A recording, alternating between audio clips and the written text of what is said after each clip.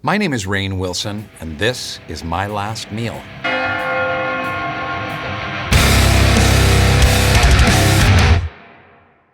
Every person has exactly two things in common. We all gotta eat and we're all gonna die. Today's guest is actor, author, philanthropist, and host of the Soul Boom podcast. And if it weren't for one fateful job interview in 1985, he might be running his own Mrs. Fields cookie shop today. Rainn Wilson, welcome to the show. Thanks, Josh. Thanks for having me. Of course. What made you uniquely unsuited to be a Mrs. Fields cookie chef on the Ave in Seattle? I didn't pass muster. I went through a rigorous application process. They talked to me a lot about the spirit of Mrs. Fields cookies, and I tried to play along, and then they said, yeah, we're gonna need you here at like 5 in the morning to start baking the cookies. I needed money. I didn't have any money. I was like, okay, I'd love to, and I went through a whole series of hurdles, and I got rejected. Maybe I would have stolen the recipes and created Mr. Rainn's cookies. Why did you refer to the hiring manager as, quote, a real-life Dwight Shrute? He was very officious. He wasn't very good at interpersonal skills or emotional intelligence, and he took his job way too seriously. I mean, he should have been like, let's just make some GD cookies already. Have you thought about your last meal before? I had never thought about my last meal until confronted with this Wow. challenge. What do you think the challenge was, per se? Because I've never heard anyone identify it as a challenge. A series of dishes that define you and your life and kind of take you through a life story, you know, that you resonate to, favorite recipes, stuff you love, but stuff that really has some meaning. You know, I had a hard time coming up with it. I'm not like a foodie or anything. This is not, some people will be like, oh, beef bourguignon and the that's not me. So it was challenging. How often do you think about death in general? I think about death a lot, actually, and I had a company called Soul Pancake, and we had a show about death, directed by the very young and very talented director, Justin Baldoni. Incredible. Now famous for certain lawsuits. Poor guy, but he created and directed a show called My Last Days, and it was all about what life lessons can we get from people who are at the end of life. What did you take away from that show? Did you see commonalities that everybody towards their end of their life had? Absolutely. I mean, gratitude that every day, every breath is a gift, and we lose sight of that all the time. So, 100%. Well, I am grateful that we get to share this lovely meal today. You ready to eat? I'm ready to eat.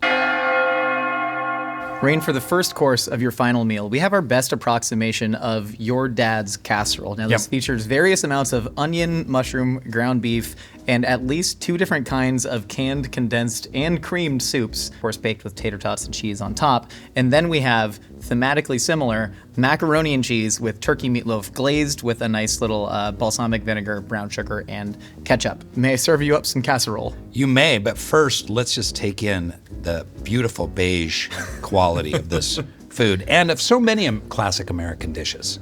That really was the national color for a long time as far as our plates This went. beige got us through the 70s. That's the size of a human head. What are you doing? Rainn, it is your last meal. You go to the big sleep after this. Be like the Buddha, go, fat and happy. I gotta play tennis tonight. You thought the real challenge was like figuring out what's important to telling the story of your life. No, Rainn. The real challenge is Now eating comes this the real giant ass challenge. casserole. Okay. The sound of forking the mac and cheese is like nothing I'd ever heard before. Forking the mac and cheese sounds like a euphemism for something dirty. They put something like fancy, like a cayenne or cardamom or turmeric or something on it. All right, I'm moving on to an approximation of my dad's casserole. Robert Wilson, may he rest in peace, passed away about 5 years ago. He made one thing, and that was a tater tot casserole. This is close. I think this is way too gourmet, because this is like real cheddar. Yeah. And I think it was like 4 slices of Velveeta. Nice. So I'm gonna actually send this back to the chefs. Sending it right in my mouth. This is pretty good. We do aim to please. It is evocative of the dish. It's like in The Matrix when Joe Pantaleone says he eats the steak and he's like, I know this is an illusion, but it's so good. I know this is an illusion of my father's tater tot casserole, but... Do you think simulation theory and theism are inherently incompatible? No, not at all. In fact, I think simulation theory, I think it was really the dharmic spiritual tradition of Hinduism and Buddhism that really first invented the idea of simulation theory, that the world, the material world, is an illusion. This illusion pulls you toward an attachment for it because we're hardwired to be afraid, to want to eat, to gather things, to have sex, all of those wonderful animal impulses that are hardwired into our nervous systems. But at the end of the day, we wake up from this dream of this reality, and there is a spiritual reality that is much greater. It's really interesting how, very spiritually attuned, at least from my perspective, you are today. But I know for a long time you had left spirituality for a while and sort of found your way back there. You talked about your parents being able to preach this idea of, love and expression, especially within that time period. But you said they didn't really show that at home very much. Yeah. Is that part of why you sort of had a negative taste towards spirituality? This turkey loaf is magnificent. Can I take some home? Absolutely. This is kind of ridiculous. We have a whole chub of it. I don't know if you know this, but they measure processed meat loaves in chubs. I measure life in chubs. I measure life in chubs right now. Right now? I'm kidding, I've tucked it back. You were saying your parents didn't show you love in Do you have a human resources department here? They're working from home. It's great. As I grew older and started to unpack the peculiar bizarreness of my childhood, and we all have a peculiar bizarreness to our childhoods. My folks were members of the Bahai faith, and the Bahai faith is all about love and unity and building bridges and eliminating racial prejudice and equality of the sexes and bringing social justice to the world and healing the world. And we would sing songs about love and peace and unity. But then I got home, and my dad and stepmom, who I'm talking about, they really didn't love each other. And I bet a lot of people can relate to this. Yeah. Did you grow up in a faith? So I grew up Jewish, but more like Reformed Jewish, which was very, very You're secular. the most Nazi-looking Jew I've ever seen in my life. I know. You know what's crazy? You could literally play a Nazi in a movie about the Nazis, entitled Nazi. Somebody DM'd me and said, it's weird that as a Jew you try and look like Himmler. And then I looked it up. He had these exact same glasses. These are And haircut. And haircut. And forehead. I don't know what to tell you. And oh God, even the polo. Oh no, I hate this. But anyways, as far as messaging about morality that you got growing up, did you take more, do you think, from your parents' Bahai faith or Star Trek? The Bahai faith and Star Trek were very similar in the sense that there was a kind of utopian ideal that we were striving for as Baha'is, and that they had actualized in Star Trek, that humanity had solved world peace and healed the issues on the planet so that we could technologically become advanced and join the rest of the species in the galaxy, right? This is very similar to a Baha'i ideal about a kind of spiritual imperative to strive to help move humanity forward in its maturity. Because imagine, Josh, for a moment what world peace would look like. No, but will really look like. I'm not talking about an absence of war. World peace phase 1 is there's no more wars. Okay, that's fine. We can kind of imagine that. But then peace, harmony, where countries support each other, and there's a famine in one and they're supported by another, and they work together, and they are trying to beautify the planet and live more in harmony with nature. We could, without all of those trillions of dollars in military budgets, we could cure cancer, we could heal climate change, we could prolong human life, and not only human life, but human wellness. When you really think about it, and you allow yourself to think about it, and we don't do that very often because a lot of times it's eye roll, world peace, whatever. Yeah. That concept of world peace, both from a Baha'i perspective and from a Roddenberry perspective, are intertwined. Yeah. The upsetting thing about the Roddenberry perspective of world peace is that it comes after World War III, which, do you know what year World War III happens in the Star Trek canon? It's probably 2020 or something like that. 2026. Yeah. So we are hurtling towards it. All right. Do you think that humanity actually has a shot to come together before we hit a rock bottom and see what that actually looks like? No. Not at all. So we're racing to the bottom right now? I think we had that chance in the 80s and 90s, and the Iron Curtain fell, China was warming up to the West, kind of secular democracies had found some strength. I think there was a brief, fleeting moment that we just fell to hell. He said it! Everyone ring the bell! Ding, ding, ding, ding, ding, ding, ding.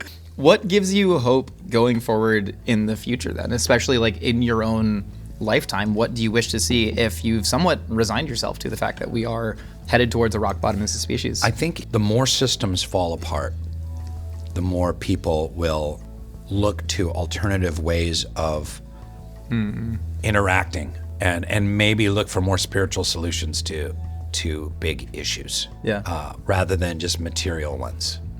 I mean, that was certainly going on in your parents' generation when, world enders had just been invented from scratch with the atomic bomb, going into the Cold War, civil rights, Vietnam, is all this social upheaval, and then you had a lot of people who were spiritual seekers in many ways. Do you think that there's a parallel to that right now? Because my fear is that people are just going to go to religious fundamentalism instead of actual spirituality. I think there's probably going to be some of that. Yeah. But people have been trying religious fundamentalism for thousands of years, and Sure. I think as younger generations come up, hopefully they will find the truth for themselves, or at least that what Jesus and Muhammad were actually teaching in their seminal works were not to damn, judge, and kill non-believers. It seems like such, in a weird, perverse way. Is this like really boring for your audience? Do they want to hear? Audience, is this boring? You guys want to hear like stories from The Office and Dwight Shrute, don't you? Who got the stapler out of the Jello? Like, did you see that? You saw like Toby got the stapler out of the Jello. I don't know. What an asshole. Yeah. It seems like a much more attractive option. At least history has told us that it is for people to just divert to tribalism and blame problems on somebody else. How do you actually make it a more attractive option that, hey, living in harmony is better for you? Well, I think we're really stupid. It's kind of like a 19-year-old going to rehab, and they can be told all they want. Oh, drugs is bad, and oh, your life is out of control. But they kind of have to spin out and get in a car accident and kill someone in the passenger seat before they're like willing to like go to rehab and be like, I'm sorry, you're right. My life is f***ed up. I'll do anything. So humanity kind of has to go to rehab, and humanity is like a wild, threshing, rebellious 19-year-old boy right now. Yeah. Speeding around in a three-wheeled Camaro. I will say an attractive pitch to me from your book, Soul Boom, where you diagram out the perfect religion, was your 21st and final principle of the perfect religion.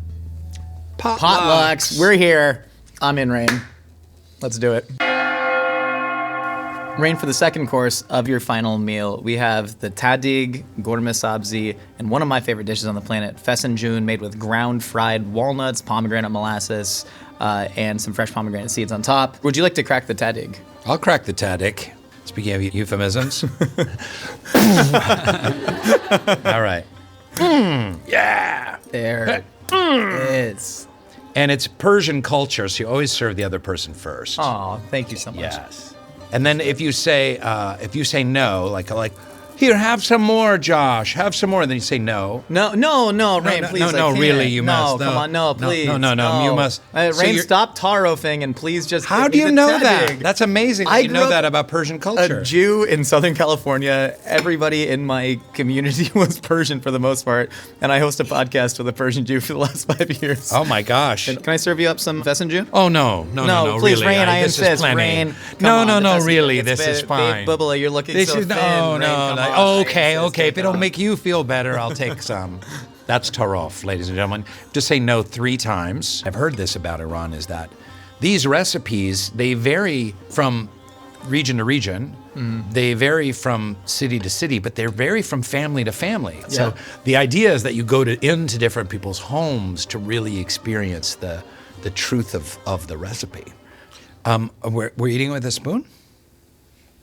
Well, I lost my fork. I lost my fork too. Can we get 2 forks? This sucks. The service at this restaurant. Jesus. Listen, no, did you see the Yelp ratings? The check, please. I told you we shouldn't come here. It has a 2.8 rating on Yelp. You always said thank you so much, Damien. I appreciate you. I don't appreciate you. Rainn, gratitude. You talked about gratitude. Bite my tadik. This is kicking the ass over the tater tot casserole. Sorry, Dad.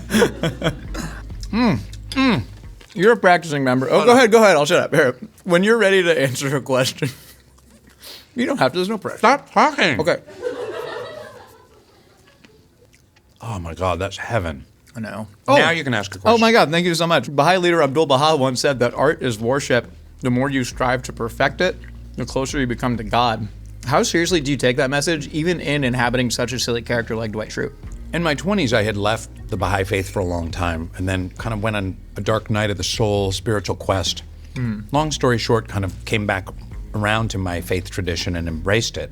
But during that time, I had been starting to tiptoe into TV and film.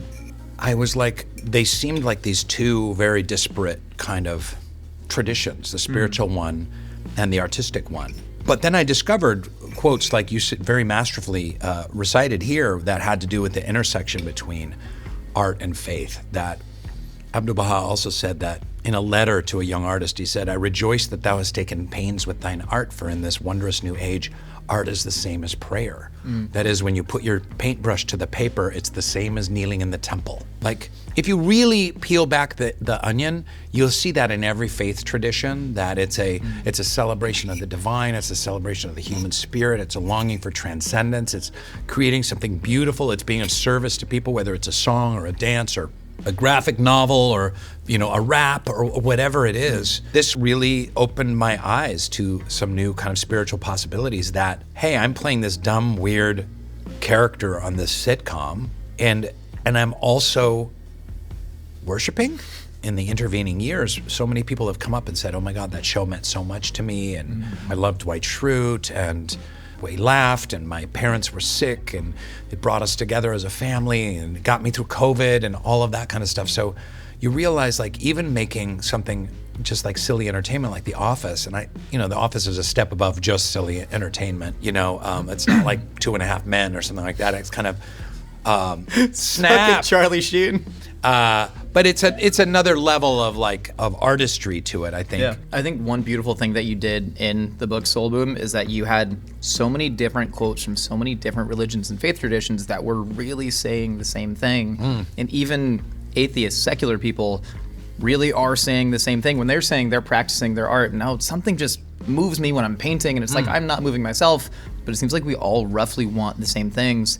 Is God necessary to that and the spiritual revolution, or is there an atheistic secular view that could get us to the same place? First of all, I would say, how do you define God? Because sometimes I'll say to an atheist, like, I don't believe in the God that you don't believe in. Because if God is like male, bearded, judgmental, angry, jacked, patriarchal. Yeah, I don't believe in that God. And if the divine is in all of us and out of all of us and beyond time and space, and it's closer akin to beauty or music, there might be that atheists would say, well, I believe in beauty, I believe in love.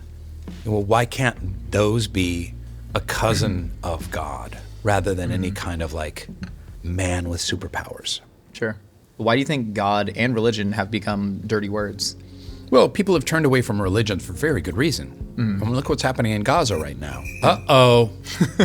He said it. Ring the bell. Here we go. We have a bell and a Gaza bell, and they're not Shut the same. this down. Well, I mean, look at Gaza. I mean, you have Islam, which means peace and submission, and Shalom, which means peace, and two of the most ancient, peaceful religions in their teachings, blowing each other up. And there's hypocrisy, there's corruption, there's scandal, there's kind of us versus them othering that's been happening for thousands of years in religion. It's very understandable why young people would turn away from it. And of course, they would turn away from God. But more and more, younger generations are now kind of saying, hey, wait a minute, nothing else is kind of working and community is kind of falling apart. Maybe we should kind of reinvestigate this idea. There's a lot of really true, good, and important ideas in religion. Building community, working in service to something greater than oneself.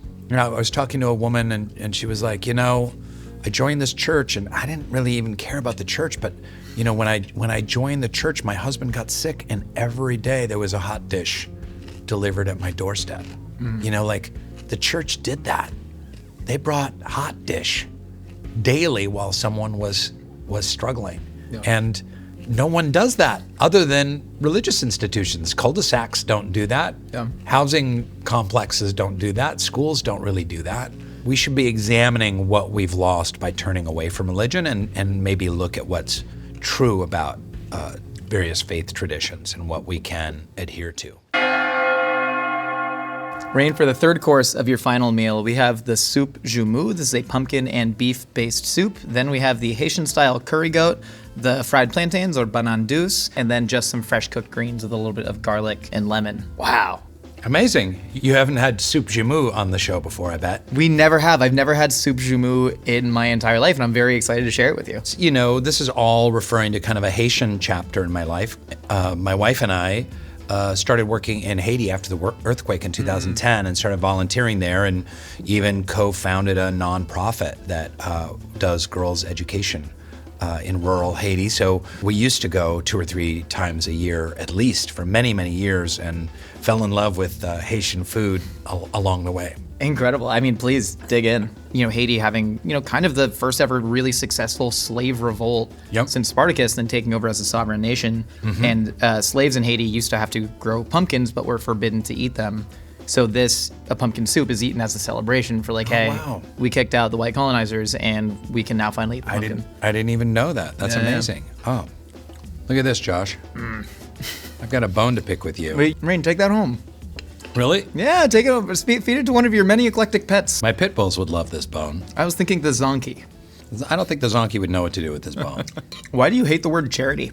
I was working with an education nonprofit called the Mona Foundation, and I learned a lot working with Mona Foundation. They're just a beautiful charity beautiful nonprofit that funds educational initiatives all around the world, finds really select, amazing educational initiatives at schools and training programs that are already working, that are grassroots. They're not like someone coming in and putting it onto a territory, but it's sprung out organically from that location.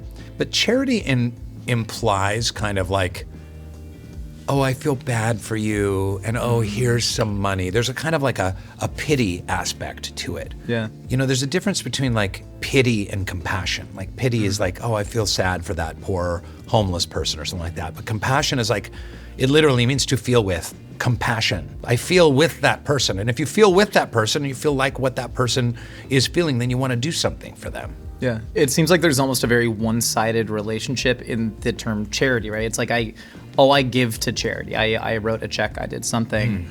Whereas it seems like there's a desire with you to actually like connect with another person. What have you learned about the feeling that you yourself get when acting in service to others? We talked about art being worship. And in the Bahai concept, and I really truly think that in all the faith traditions, there is some element to service to others is also a form of prayer, a form of worship. Yeah. So Baha'u'llah, the founder of the Baha'i faith, says that work in the spirit of service is worship in the eyes of God. So if you're doing this to like get acclaim and a paycheck and gift cards to Chipotle, like they are nice. That's not service. Yeah. But if you're doing it because you love having great conversation and you want to hit topics that you think your audience will love and that will uplift people and open their hearts and entertain them and teach them about new and interesting foods, then that's a beautiful service, and that is an act of worship. So I can't give the Chipotle gift cards hand back. them to me. Just hand them to me. I will take care of them. Early days of Twitter, I did some tweet about Chipotle, and they sent me a Chipotle black card. Wow. And it had, thank you for the greens. Absolutely. It had, for years, I would go into a Chipotle and I'd order and I'd give them the card and they'd be like, whoa, I've never seen this. And they would just run it through the machine. They're like, it's all free. And they're like, here, I ate for free at Chipotle for years. I was making lots of money on The Office, but I had a free Chipotle card. I should have given it to a college student or something. One day I went in and got a bunch of stuff and they're like, bleep, bleep. It's not working. I'm like, screw it. Sir, your card has been declined. But dear people of Chipotle, if you are watching, I love your delicious foods. You've reinvented the fast food experience, and please consider sending Rainn Wilson the Chipotle black card. Incredible. And let's try this goat. There's goats running all over Haiti. People have goats in their backyard, and then guess what their favorite food is? I'm guessing it's goat.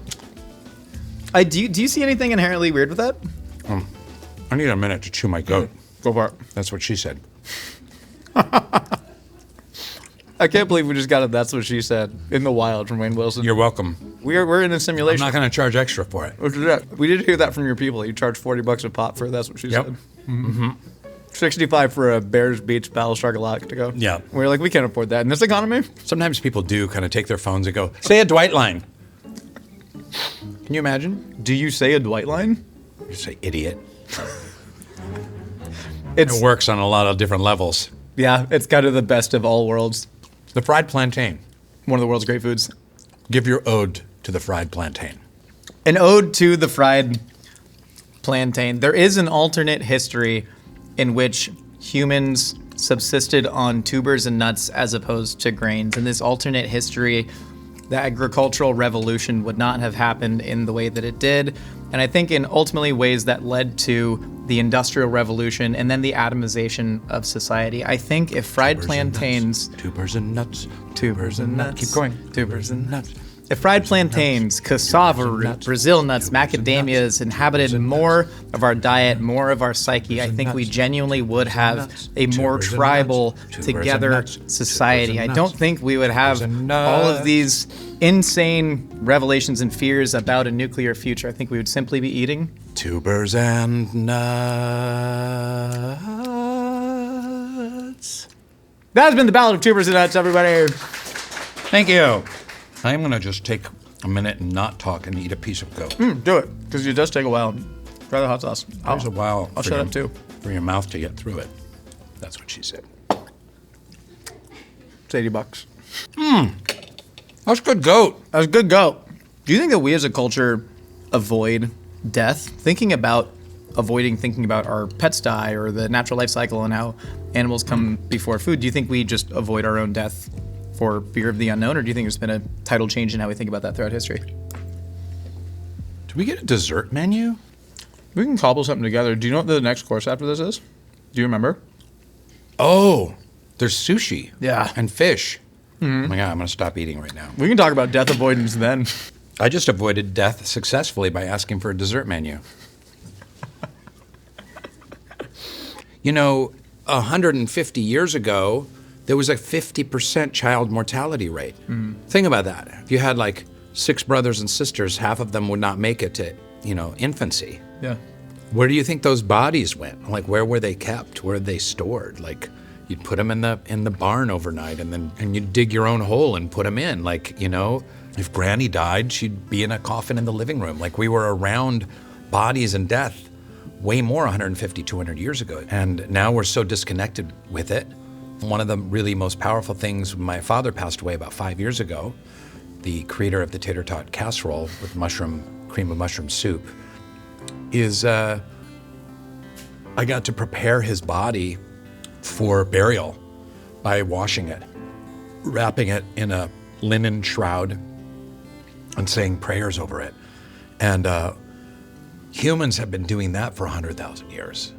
I don't know about the linen, but it's incredibly powerful, and it's an experience I wouldn't trade for the world. Like, it's the reality of the human body that is lifeless, that is, devoid of the spark of life. Yeah. And it became very clear that his essence, his spirit, his soul was just no longer there. But it hadn't been extinguished, it had just moved on. This vessel was now empty. For the first time, it was my grandma for the first time, lived to 101 years old, surrounded by family, all holding hands with each other, holding her hand, as we physically watched, like you said, the spark of life leave her, and we were all talking to her, and we were told that she wasn't conscious at the time, but she might still be hearing what you said, and I asked for time alone with her, and as I spoke to her, I saw a small smile creep on her face and a single tear fall down, and it was the first moment where I actually looked at somebody or had an experience where I said, I think there is a God, and I think there is a soul, and I think there's more to this. And it was only from being there firsthand and seeing that. Wow, that's a powerful story. Yeah. I feel that with your dad of seeing the body there, and like, this can't be all that there is. Yeah. You ready to get to dessert? Let's see that dessert menu. Rainn, for the dessert course, the final course of your final meal on this earth, we have the miso roasted black cod from Nobu in Malibu, prepared fresh in the Mythical kitchen, as well as an assorted sushi. Boat, you did not ask us for the boat. We thought it was a beautiful Stygian metaphor for you transversing the realms. I've never been a part of a Stygian metaphor before. First time for everything. Absolutely. Check this out. We have the bluefin toro. That's fatty tuna belly with some caviar and soy marinated roe. We have the lean tuna, and then we have the albacore roll. That's nice. Oh, this does feel powerful. That's cool. Yeah. I got tea. You want some tea? Yeah, I'll take some tea. We got a nice green tea. Oh, beautiful. They got a Miso cod is one of the great creations. Did Chef Nozawa invent miso cod? Yes, I believe he did. The shit I'm going to take tomorrow morning. Hell yeah, brother. We'll text each other pictures. Totally. Rady said something really profound in Soul Boom that I never thought about. He said that you can't legislate away evil, as in we got rid of segregation, we can tax polluters, but that doesn't actually change the original sin of racism and hatred and corporate greed. Why is the only way to change the hearts of man through a spiritual revolution? That is maybe the best question I've ever been asked on Soul Boom in 2 years since the book came out. Thank you. I'm not kidding. Thank you. How does something like racism get solved? This is so ridiculous. You need to entertain them while you're talking about real stuff by eating sushi in a silly way. Racism is one of the greatest scourges ever known to humanity.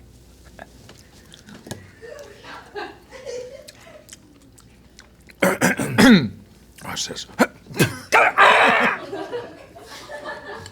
How do you solve a problem like Maria? Is that a reference? I don't get it. Sound of Music. Oh, How I've do you never seen solve a problem like Maria? Shocking that I've never seen it because I would have just tried to dress like the people in the I know, second you would have act. played Yeah. a great Nazi. You look like you so Rolf, much. the Nazi boyfriend. Hey, I would have been a Nazi husband. I would have committed, honey. You can pass as many laws as you like in and around racism. And a year before I was born in 1965, there wasn't even like the Rights Voting Act. You know, it's not that long ago. All of this you can try and do through legislation. It's not going to address the underlying cancer of racism. So how do we heal that?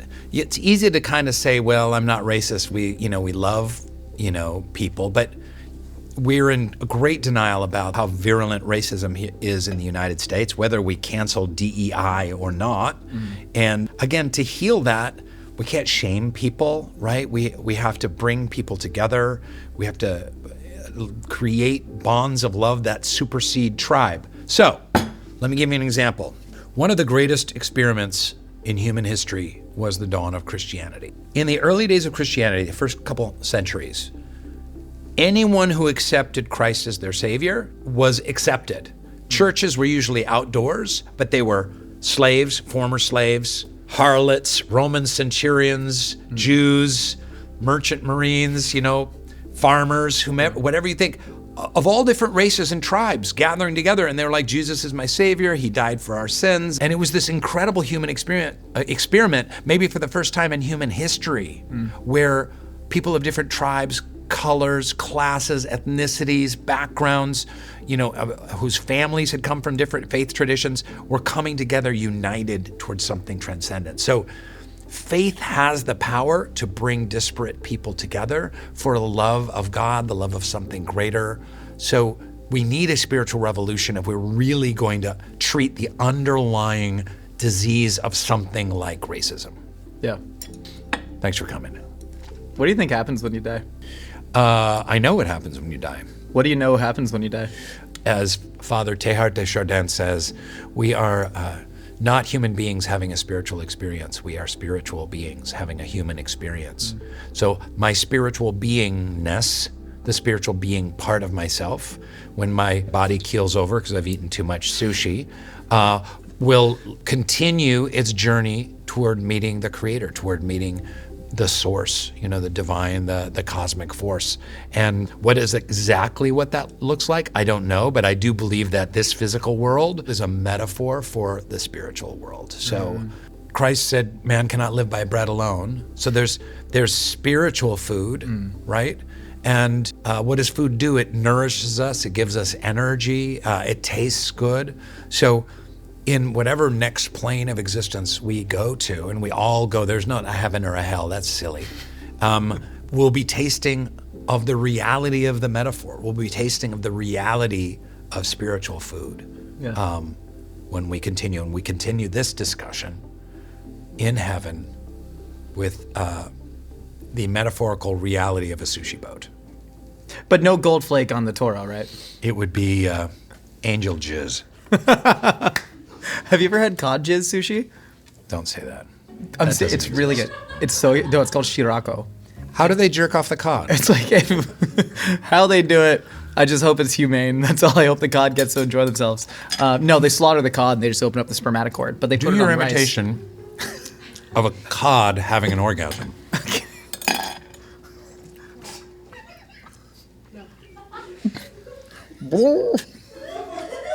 Very short refractory periods, cods do. So like, even like 30 seconds. Like,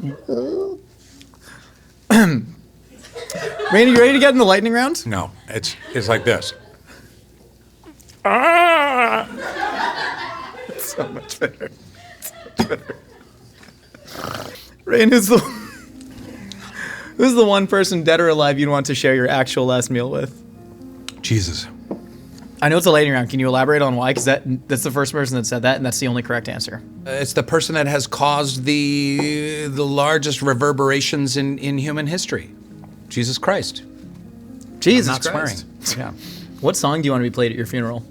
God, it's really cliche, but it just popped into my head. It's going to be Knocking on Heaven's Door by Bob Dylan. Nice. And segueing into the Guns N' Roses version. Love it. Which of Jim Halpert's office pranks would make real-life Rainn Wilson the maddest? I would have to say probably putting my desk in the bathroom. Who's your dream eulogizer at your funeral? I'm going to go with Oprah Winfrey. Oprah, if you're watching, I would like for you to say the eulogy at my funeral, if you're still alive. Who is the most powerful D&D character, Ragnar the Radical, Queequeg the Monk, or your elven thief that took second place at Norwescon? I would say Queequeg the Monk, because monks at the higher level, they have incredible powers. And they get to fight with a bow staff, but they also can do like vibrations, reverberations. They do like the hand of death and stuff like that. What's your biggest fear? Obsolescence. Which other actor that auditioned for Dwight do you think would have played the character best? John Krasinski. He was supposed to audition for Dwight, but he never did. He's like, I don't want to play Dwight, I want to play Jim. But he would have been a really good Dwight. And you auditioned for Michael Scott. I did. So there's another universe in which I'm playing Michael Scott and John Krasinski's playing Dwight. If you believe in multiverse theory, yeah, that exists, and it got canceled after 4 episodes. It's true. It probably would be. What's your greatest regret in life? My greatest regret is times when I was a dick. Do you want to apologize for Damien when you called him an idiot for not having a fork? No. How could you not have a fork? This is a food show. What are you thinking? So fired. Finally, Rainn, are you happy? I am happy. Yes. You seem happy. Are you happy? I am. You seem giddy, but not necessarily happy. What are you seeing? Just the pain behind the giddiness? I think you're doing all right. I am doing all right, genuinely. And as I get older and I think about these things more, I have conversations, frankly, with people like you, and I realize what I actually find important in life. That has led to a lot more happiness. Amazing. So, well, this experience has made me very happy. This has been wonderful. This has surpassed every expectation. Likewise. You're an amazing host, too, by the way. You're an amazing guest. I mean that. I am. Yeah, except you did the cod orgasm thing. That was a little bizarre, but I did love it. There he goes. Rainn, if you want to deliver your last words to that camera right there. Buchner, the theologian, said, "Where you come alive is where your deep gladness and the world's deep hunger meet."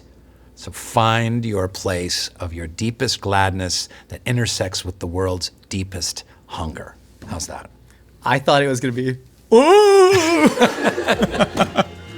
Rainn, thank you so much, man. This is truly an incredible experience. Thanks, Jerry. Everyone, make sure to check out the Soul Boom podcast. Rainn, where else can people find you? At my house, which is... I've already dug through his trash. If you thought you were gonna do it, I've been digging. The perfect way to elevate all of your meals. The Last Meals bar set is available now at mythical.com.